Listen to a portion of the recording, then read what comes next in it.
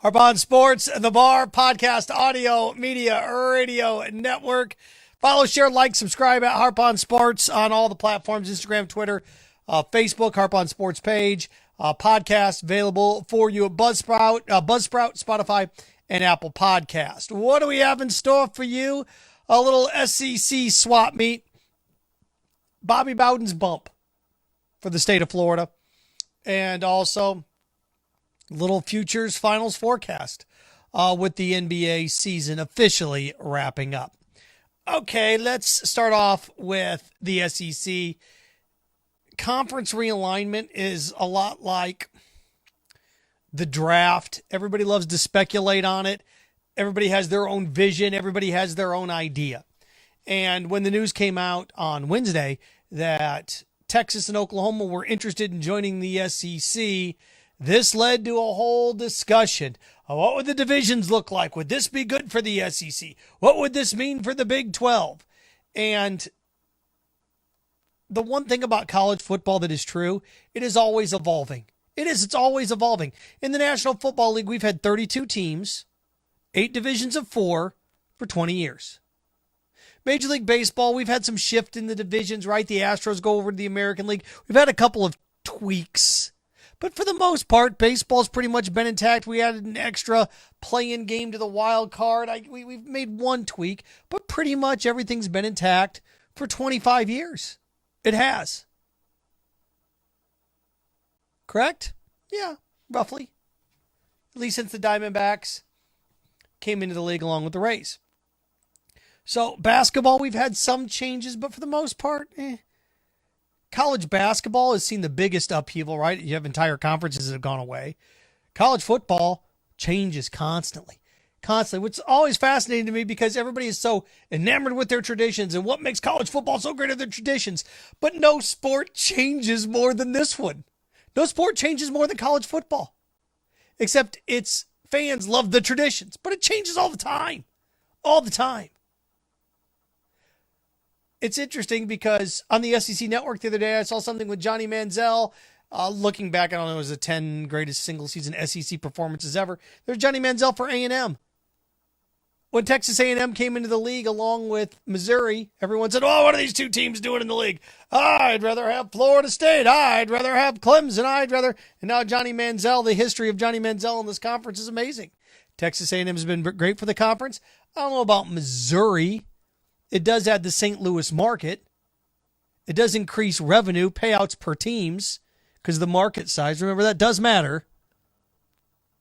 The network available in households, it's changed a little bit because of cable cutting, but for the most part, still relevant.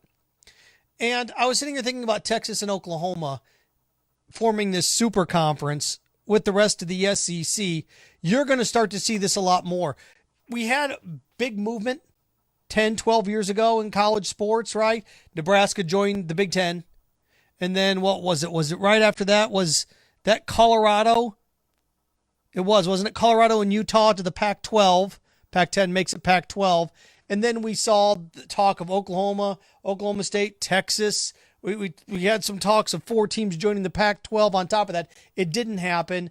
The SEC added A&M. In Missouri, the ACC basically robbed the Big East of its soul. Louisville came over. Syracuse came over. Pitt came over? And that was the end of it.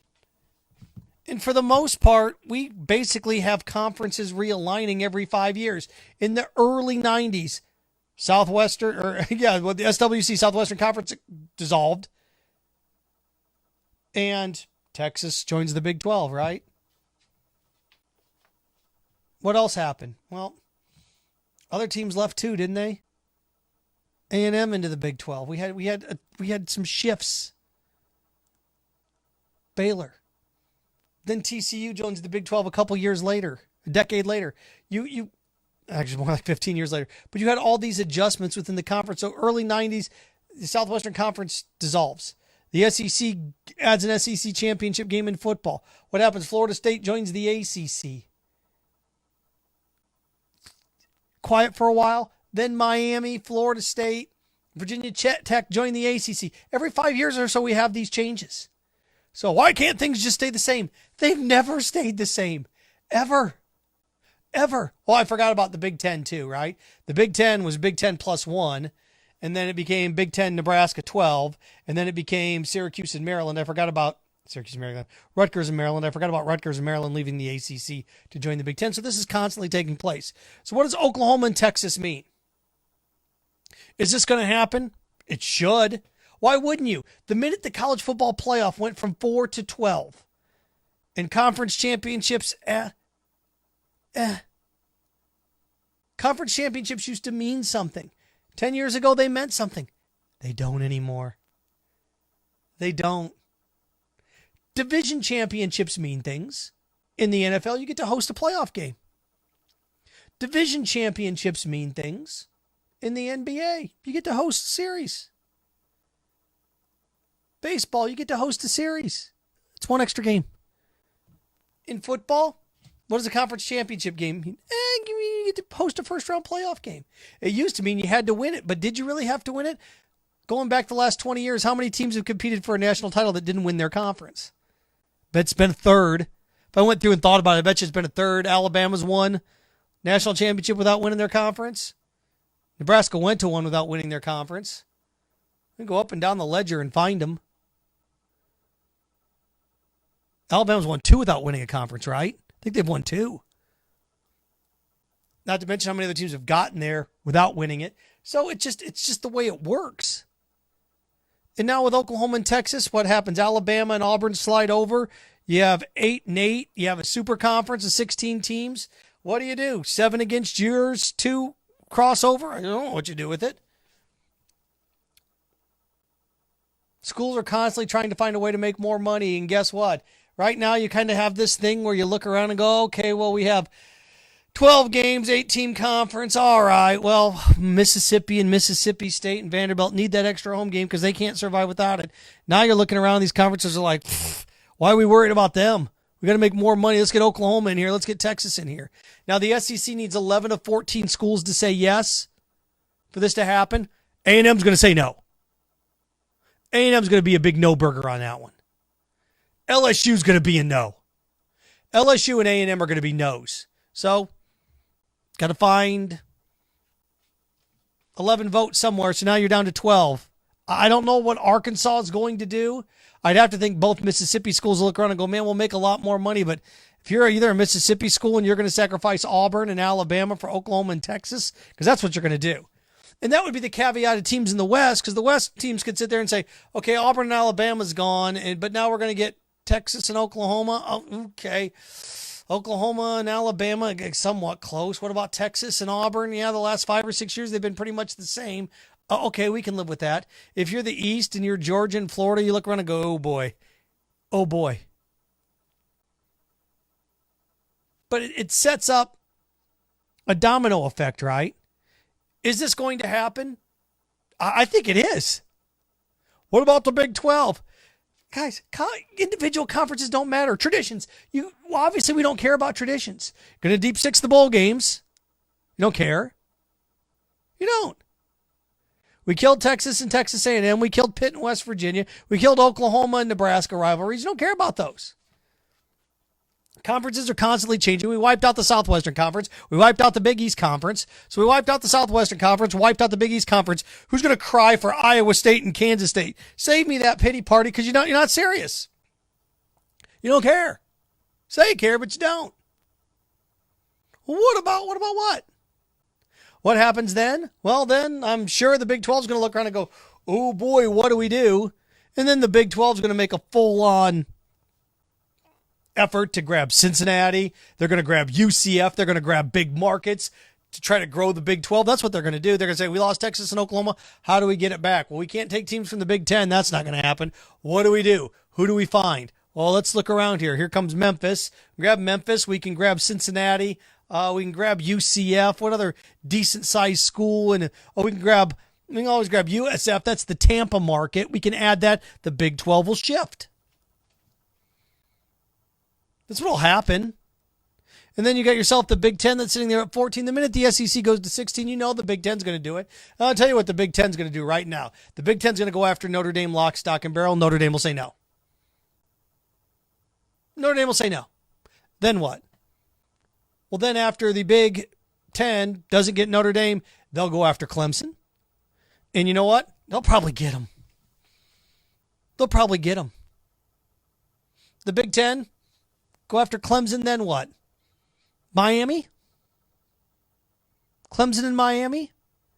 And you can save me the whole, well, oh my gosh, the Big Ten, you're going to have teams in Michigan playing Miami. How's it any different than Boston and Miami? It's not. It's not. Very different than Seattle and Tempe or Flagstaff. All over the place, right? We're all over the place. Or Texas, Gainesville. It's quite the jaunt. So, again, it's ever evolving. It's ever changing. The Big Ten, if this does happen, Oklahoma and Texas, I think the Big Ten will set its sights on Notre Dame. It won't get Notre Dame. It'll go after Clemson. It'll get Clemson. And then, I don't know if the Big Ten's interested in Atlanta. They've always been interested in Georgia Tech. I don't know what that really adds to the 4A. You're going to want to add a good program in here. When it's all said and done, I think the Big Ten will go after Clemson and Miami. They'll go after Notre Dame first, won't get them. Clemson, yeah. Then they've got to decide if they want Oklahoma State or Miami. I think they'll go after Miami. If they don't get Miami, they'll get Oklahoma State. That's what they're going to do. And then what's the ACC do? Here we go again. The ACC and the Big 12 are going to be bidding over the likes of USF, UCF, Cincinnati. That's what's going to happen. And the ACC will take that next down step. Now, what about Florida State? Yeah, I could see the Big Ten going after Florida State. I could. You bet I could. But again, medium markets, Miami, a lot bigger than Tallahassee. Got to think of it that way. It's the way the world works. So, yeah, a little swap meet is conferences now. Here we go. Here we go. And save me the old tradition. You don't care about tradition. The sport that changes the most constantly is college football.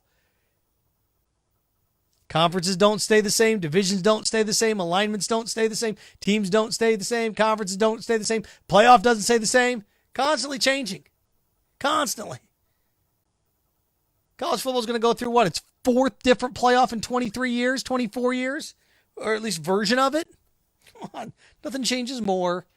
College football. Speaking of college football, I saw the sad news, Bobby Bowden, a terminal disease. Don't know what that disease is. He's at peace with it. I was thinking about Bobby Bowden and his impact on college football.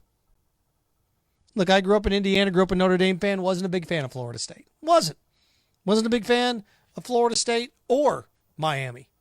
Not a lot to do with Florida State and Miami would beat Notre Dame. Florida and Notre Dame really didn't play each other. So, well, Notre Dame did play them. They beat them. So there wasn't really that animosity towards Florida. But I can tell you what Bobby Bowden meant. Bobby Bowden is the one that made college football in the state of Florida relevant. Bobby Bowden made college football in the state of Florida relevant. Miami made it elite. And Florida made it a monster. Those are the three things that took place in this state. Bobby Bowden made college football in Florida relevant. Miami made it elite as a state. Florida made it what? Made it a power. Three big schools. I mean, there were years those three schools finished in the top 10.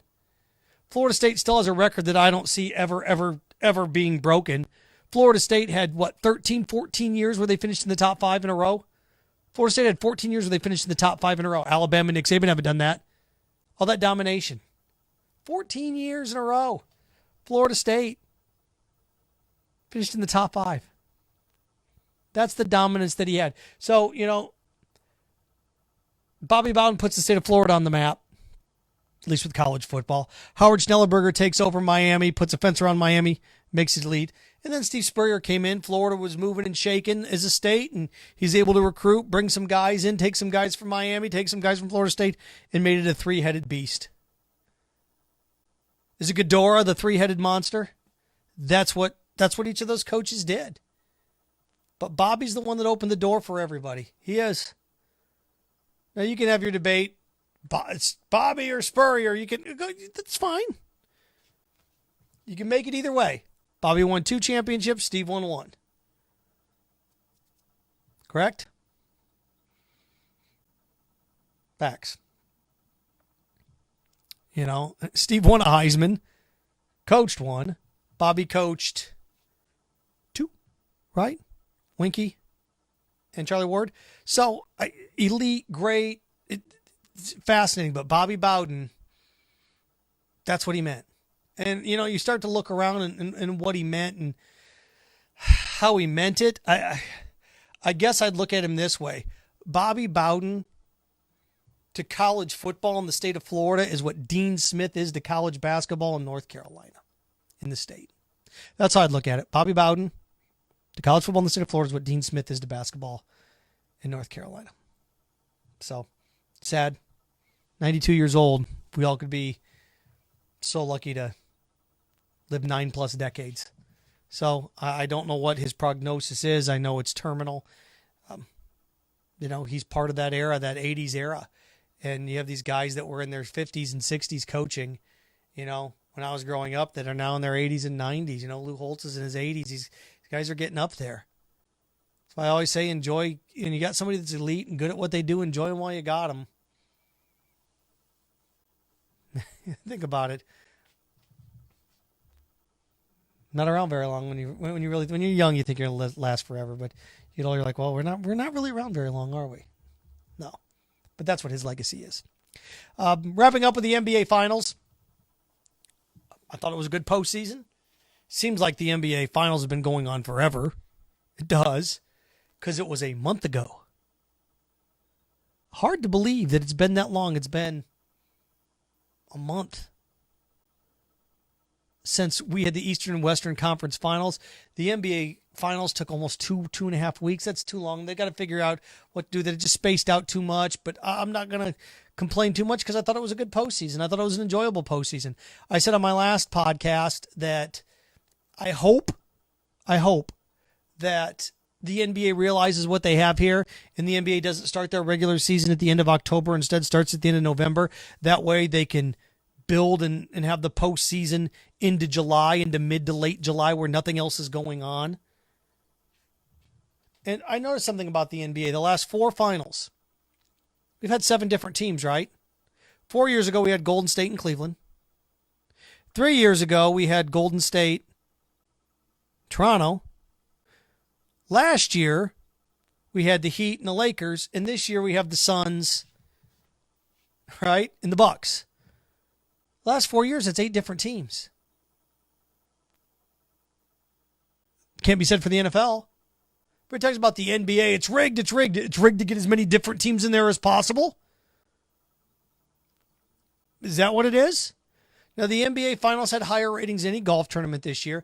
The highest 2 non-football sports ratings were 2 games in the Final Four in college football, or college basketball, excuse me. So the highest rated non-football sporting events, 2 games in the Final Four. Okay, I get that. And then the Kentucky Derby, and then a World Series game. So, okay, with the Suns and the Bucks, 2 markets. I mean, you had a couple marquee names. You didn't have the Lakers. Okay, I thought it did well. I don't like the NBA. This was a game that wasn't your prototypical NBA series. It wasn't. If you didn't like that, then you just complain. Just gripe and moan. Always grousing and complaining. It's enjoyable. Oh, I like college basketball better. That's fine. I don't get this thing where you cannot like a college sport and a professional sport. You have to like one or the other. Men, when it comes to our discussions, it's just funny how we act. Men, when it comes to our discussions on professional sports against college sports, we treat it like it's an NSYNC versus Backstreet Boy fight. Can't like them both. Gotta like one more than the other. Gotta hate one. Gotta like one and hate the other. I don't get that. I don't. Gonna rip on the NBA. Oh, it's a bunch of what? Oh, they're a bunch of prima donnas. Yeah, no other sport has prima donnas. Jalen Ramsey showed up in a Brinks truck on a team that just went 4-12. Yeah, the NFL has no prima donnas. No, golf doesn't have any prima donnas. No, not at all. Baseball prima donnas? No. Pitchers, they asked, well, we got stuff on your glove. I'm going to pout and throw a fit and take my pants off. Spare me. Well, you don't like the NBA? Okay. But again, you can't ask for more parity than that. Last 4 years, we've had 7 different teams in the finals. In football, have we had that? I don't think so. Right? Patriots have been there twice. Chiefs have been there twice. Last 4 years, what have we had? Rams got there. 49ers got there. Bucks got there. Parity in the NFC. You bet. You got parity in the NFC. Sure. Who am I missing? Am I missing Carolina? I think. Is that who I'm missing? So sure, yeah, we got parity in the NFC. Falcons, sorry. Falcons, Bucks. Think about that. Falcons, Bucks, 49ers, Rams. Interesting that only 2 divisions last 4 years in the NFL. It didn't do well for the Falcons, right? In the AFC, it's been the Chiefs or the Patriots, right? Chiefs. Pats. So at least we have parity in the NBA, the NFL a little bit. What about Major League Baseball? Dodgers, Red Sox, Rays. Some parity in baseball. But not like the NBA. And everybody, I don't like the NBA. It's the same every year. But you're really going to hate college football because it's Clemson and Alabama all the time. You hate the NBA because I'm tired of the same teams. We had a stretch there where we had the same teams 4 straight years. Hate it for that. I get that. But nobody hated the NBA when there was the Celtics and the Lakers doing that in the 80s. Now we have this. Well, I just don't. Okay. NBA is going to be just fine. Giannis is a great story.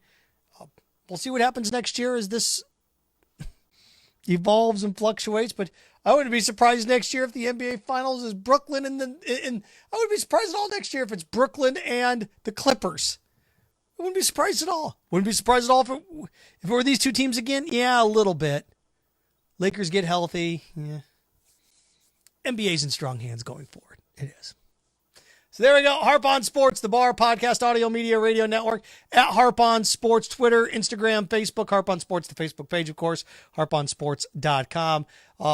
Don't forget, you can hit us up on Spotify, Harp on Sports Podcast, the Bar, also Apple Podcast, and Buzzsprout. So there you go. Remember, stay clean, stay focused, stay strong. Frankenstein, have fun with your friends.